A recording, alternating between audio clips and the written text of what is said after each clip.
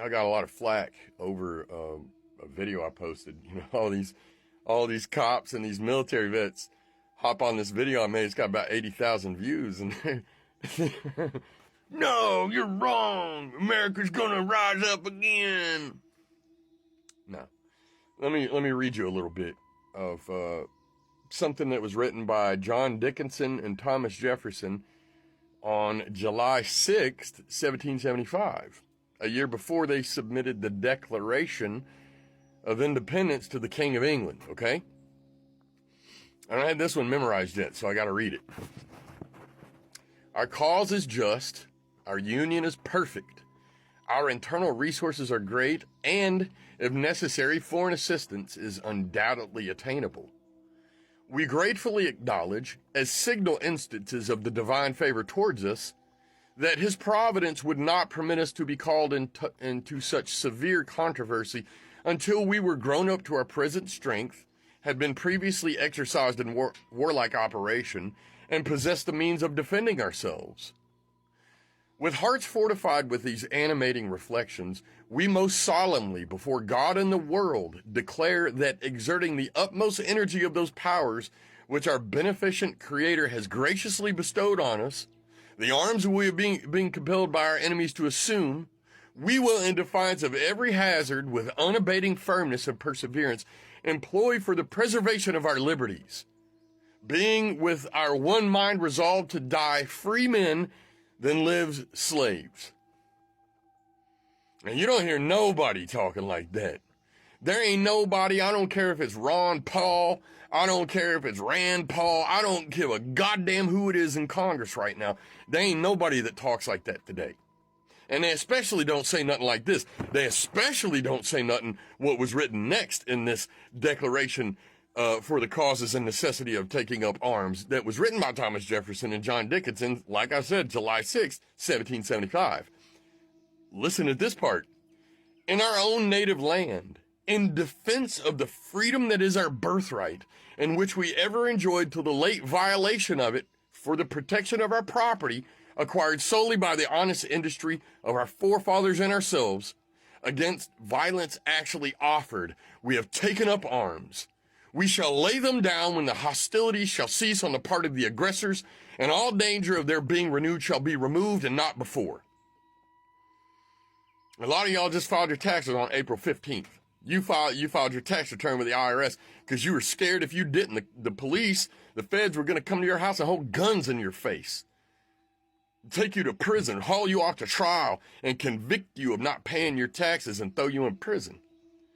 In your own native land, aggression is brought to your doorstep like Terry Hughes, who is in the complete exercise of his natural, inalienable right as protected by the Second Amendment. And they served a federal indictment on him, and he killed them motherfuckers that tried to come out to his house and violate his God-given natural, inalienable right to keep and bear arms. Now, the Ninth Circuit, which is California and all that shit out west, has said, no, felons are part of we the people that the Second Amendment mentions, and therefore you can't infringe on that right. And this was the understanding of it from all the way back in the founding era. There were felonies that you could get convicted of in the founding era to where you face a death penalty. This is a serious fucking felony. Or you could be put on an American warship for 3 years and serve 3 years imprisonment on that warship, and then you go back to life. And on a warship, last I checked, you had like guns and cannons and pistols and blunderbusses and grenades and every kind of fucking explosive or firearm or any kind of weapon of offense or defense that you could imagine was on those ships. One of those, quote, warships was John Hancock's Liberty. Liberty was a ship that could be mounted with 18 guns on it. 9 guns on each side, 9 cannons on each side, an 18 cannon ship. And the president of the and John Hancock was a private citizen, but the president of the United States will get on television and lie to the American public, lie to their faces and say, well, you couldn't own a cannon. Well, how did John Hancock outfit all of his ships that he went over to the Dutch republics and got all those goods from? All the tea and the firearms and all the textile fabrics and stuff. They went over there to the Netherlands, the Dutch republics, and got them and shipped them back over here, and they protect their ships from pirates. How did they do that if they were private citizens, didn't have a government? instituted to protect them, huh? No. Thomas Jefferson wrote, and he published, him and John Dickinson wrote and published, The Necessity and Causes for the Taking Up Arms. This is the declaration that they wrote a year before they sent the Declaration of Independence to notify we the people that it's time. It's time to defend our liberties and our freedoms with our very life if we need to. That's why it was written at the end of the Declaration of Independence with a firm reliance on divine providence. We pledge each other our lives, our fortunes, and our sacred honor. Now, there's none of that left today. You don't have a hill of beans worth of men that think like that. I do. I think like that, but ain't a whole lot of people pounding down my door to be my friend. You know, it's a very unpopular opinion to hold in today's world to say that healthcare is not a right. The right to healthcare that you have is to not put poison in your mouth.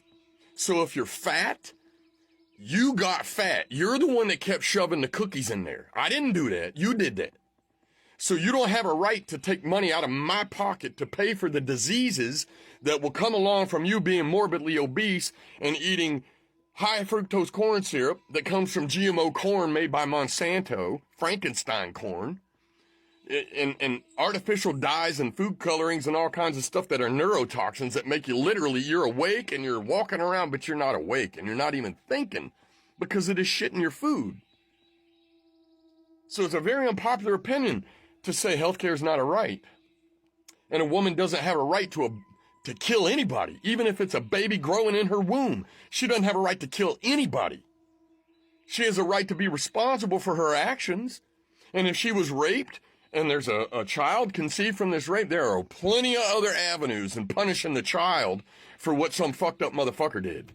Take the person who raped her, stop the war on drugs, and spend all that fucking money catching rapists and solving rape crimes. In North Carolina, the state that I live in, they had over 16,000 untested rape kits sitting on the shelf.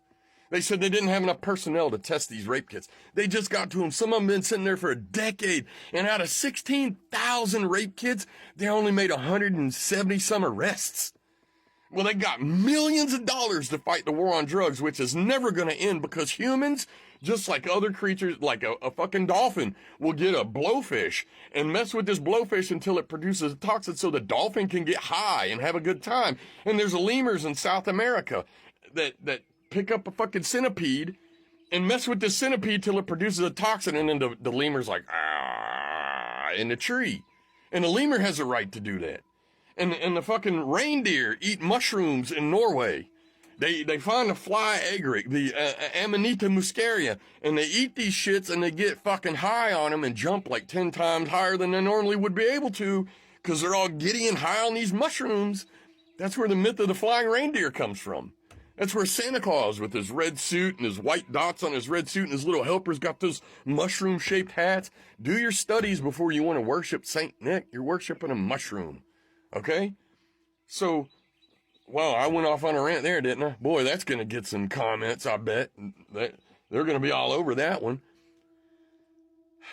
There will never be a man like Thomas Jefferson who would pen the things that he did, who would take the thoughts from his mind and pour them out through a pen on paper and come up with ideas that are expressible, that are articulatable, like we hold these truths to be self-evident, that God has created all men equal. You see, that's an axiomatic truth, and this is a huge list of axiomatic truths that he penned, that God has created all men equal, that he has endowed them with certain inalienable rights, that among those rights are life, liberty, and the pursuit of happiness, that to secure these rights, governments are instituted among men. You see how you keep saying that? It's because we hold these truths to be self-evident. What truths? Well, that all men are created equal, that they're endowed by their creator with certain inalienable rights, that among these rights are life, liberty, and pursuit of happiness. You see that? So the 1776 will never happen again. You'll never have anybody print and disseminate a letter like this, the necessity and causes of taking up arms. It'll never happen again. People are scared to think like this. They're scared to talk like this in today's America. You're welcome, America.